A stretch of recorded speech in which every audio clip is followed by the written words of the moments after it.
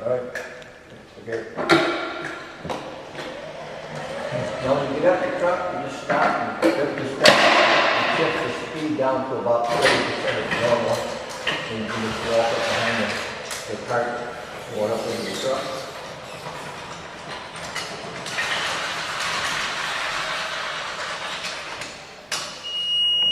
When you're heading down the ramp, you just put in the coming up, just walk behind the cart. Go as fast or as slow as you want. Just go over the whole stuff. And then you get down to the bottom.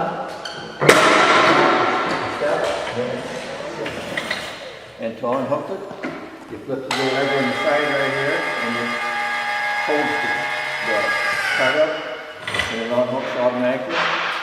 Go deliver whatever you're going to deliver. Come back.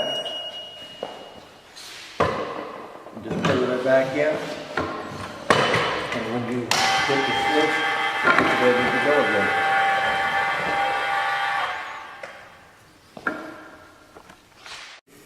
Okay, to turn the machine on, you just reach down and hit the toggle switch, and then you come up and on the throttle, there's a button right there. You just push the button, that activates the throttle and makes it live. And once you leave this here set for a minute, the throttle deactivates, and whenever you want to use it again, you'll have to hit the throttle button here, and then it'll activate the throttle again. It's kind of a safety device that if you're not using it for a little bit, when you bump it, it won't take off unexpectedly for you. We put rollers on here so when you go to steering it with a load on, it just makes it a lot easier to steer. And that way, anybody can use it. It doesn't take somebody that's really strong. I mean, it rides real easy.